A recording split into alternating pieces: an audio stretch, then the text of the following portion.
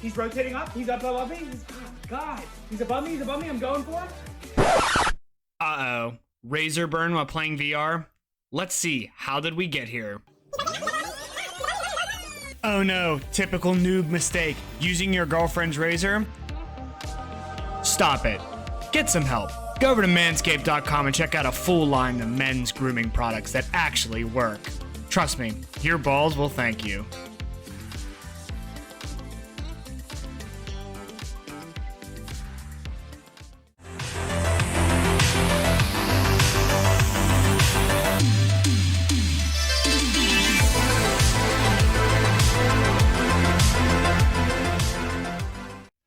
What is going on, YouTube? It's Tyler from Mission VR, where it's my mission to bring you guys good quality VR content. Guys, I really appreciate you sitting through the Manscaped ad. If you do go over to manscaped.com and use code MISSION20, you get 20% off and free shipping, and it really is helping my channel out. I'm pretty excited about this, and I really am trying to make a career out of doing this VR stuff because I really love it, and you guys are awesome that watch my videos and comment. I love reading the comments. Please do comment. In today's video, we're going to be talking about VR games that were just way ahead of their times, and I do want to hear what you guys think. Give me some games you thought were way ahead of their time when they came out. Let me know in the comment section below, and go ahead and drop a like, subscribe to my channel, and let's talk about some games that were way ahead of their time. Okay, so now that we're about into year 7 of virtual reality actually being in the hands of the consumer, and really I would say year 5.5 of it being truly, accessible to all parties, we can start taking a look at the past games we've gotten and really analyze what game was way ahead of the curve compared to, its counterparts at the time.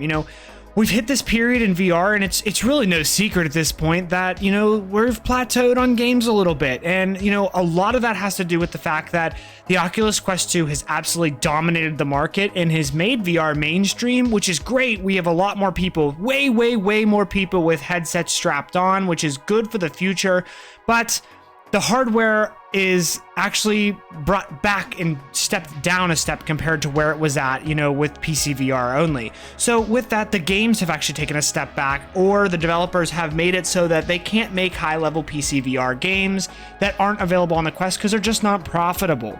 So we have a really clear idea of looking back now on some of these games of what games really just were that much better at the time and really shaped people's VR experiences, and changed the way VR was forever. So we're going to take a look at 7 games today that just do that. And the first one we're going to talk about is the flagship Oculus game, and that is Robo Recall.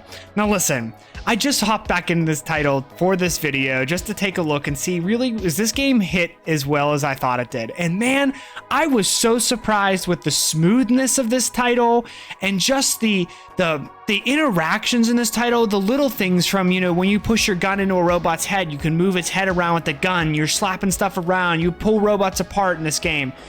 Really the only thing that set this game, back as far as, could have been even a step further is if it had smooth locomotion and smooth turning. It had a teleport only system that actually worked well for this game, but overall, compared to you gotta keep in mind, this game came out in March of 2017. Like, this is like early. We barely had any big VR games, at all that weren't, flight simulators at this point. And this game really added a full story, weapon customization, interaction, slow-mo, awesome kills, just a great title. What an awesome flagship title Robo Recall was, and it really deserves to be, accoladed for its amazing transition of virtual reality and really bringing the touch controllers and the motion controllers into VR, which definitely changed the scope of VR forever. Okay, so with the next game on this list that just was way ahead of its time when it came out, and that is Lone Echo, the first one.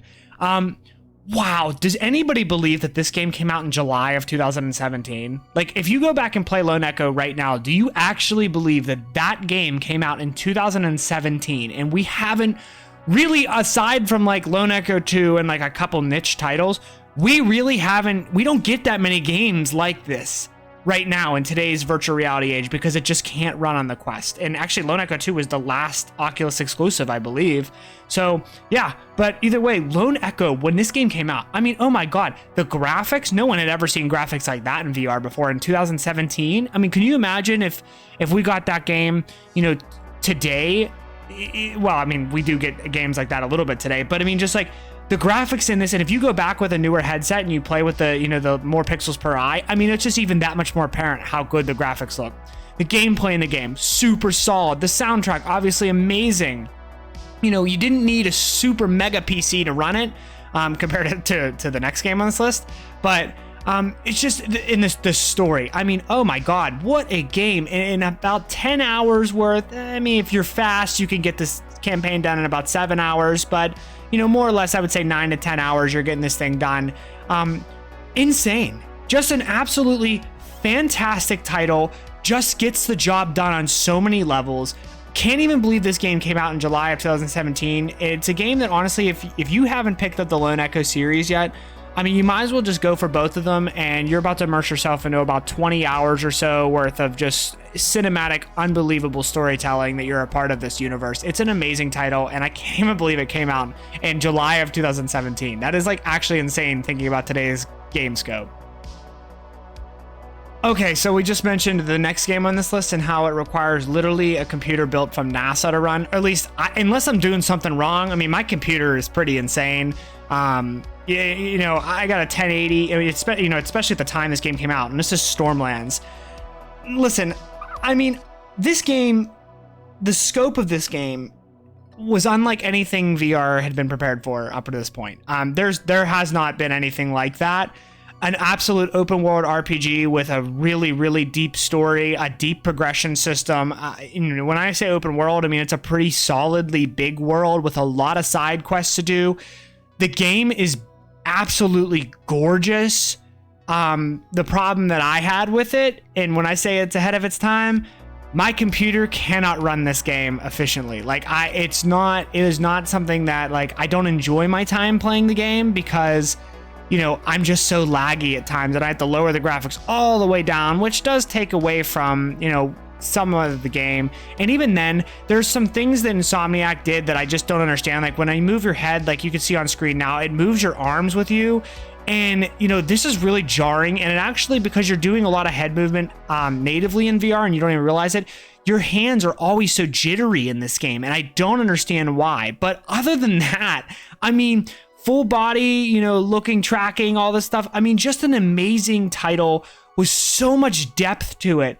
And I'm really excited. I do have a new graphics card on the way. I'm going to be putting a 3090 in my PC. So I am going to revisit this title and see if it can handle it now and really get the most out of this game, because it was just so deep in the, you know, the 20 or so hours I put in before I was just like, I can't do it. It's just too much for me. You know, I really want to go back and revisit this title because I've been 20 hours in and I like barely made it through the story. So there was a lot going on. Stormlands is an amazing title. And if you have a beast, a mammoth of a machine, it's definitely worth still picking up. Okay, so with this next title, I can't actually believe that this game was released in 2017, November of 2017.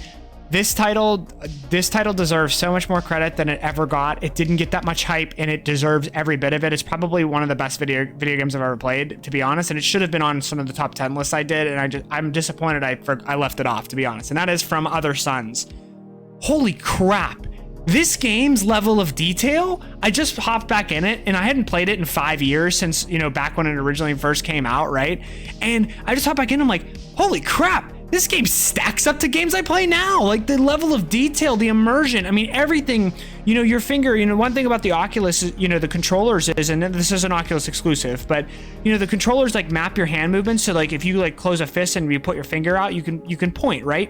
You know, it was doing that in 2017. Well, you can actually use your pointer finger to go and you click on your menus and you click on different things, and the little attention to detail stuff. Like whenever I jump into a star system, you know, I actually have to acquire a teleport lock to hop onto the other ship or the other space station.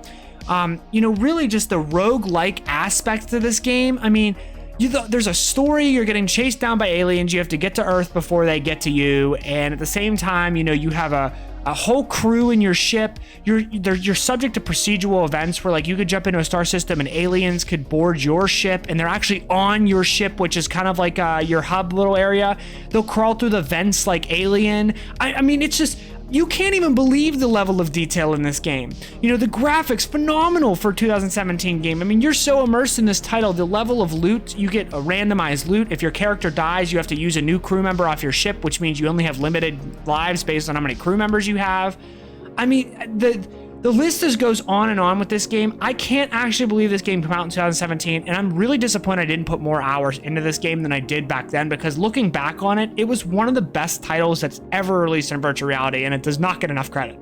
Okay, with the next title on this list, a game that came out in 2019, right around the same time Stormlands came out, that was just absolutely unbelievable, and we don't have another title even close to anything like this that has come out. Asgards Wrath. Oh my god.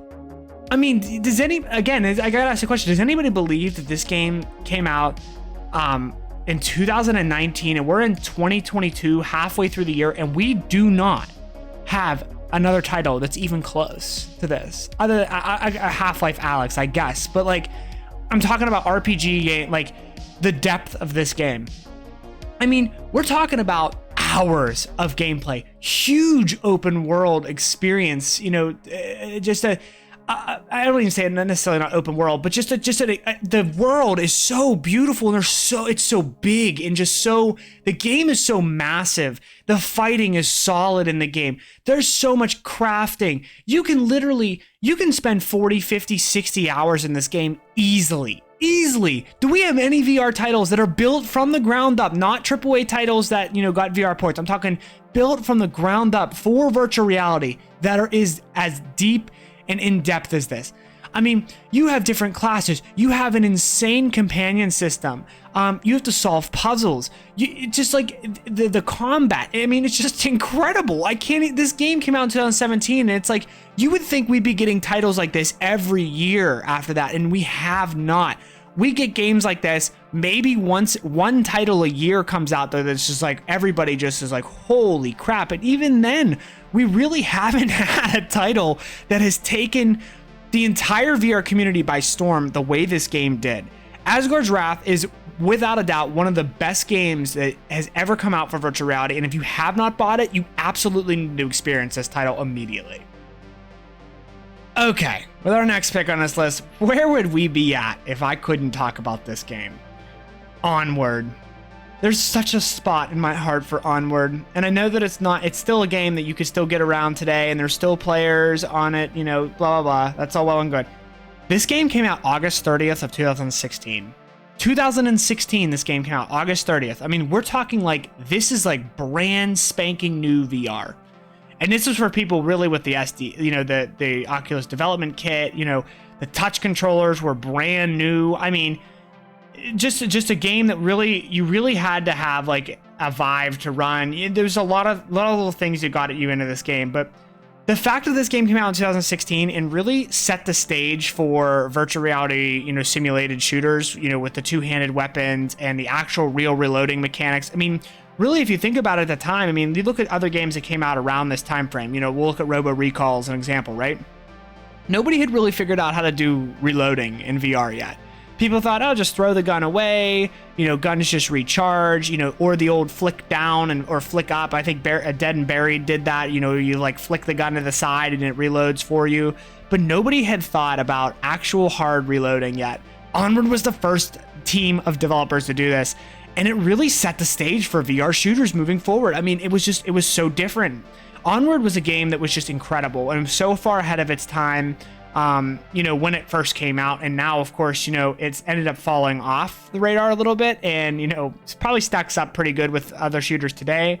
But you know, them introducing quest support certainly hurt their game and really pulled it back graphically than a lot of people wanted. But either way, for 2016, Onward was way ahead of its time, and it was one of the greatest games that came out, and it was just an amazing title. Got a soft spot in my heart for it. I spent a lot of hours in that game, and it really was kind of the game that brought me into the virtual reality gamer I am today. It changed my entire outlook on video games, so I do thank you, Onward, for that, and you are an amazing game, and it definitely deserves some recognition. Okay, and finally, the last game I want to talk about on this list.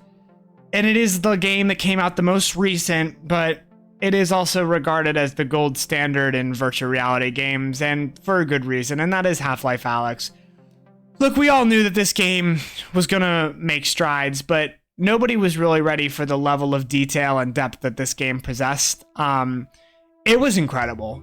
There's just no other way around it. I mean, it stacks right up there with Asgards Wrath, from others. I mean, it's just an absolutely incredible virtual reality title.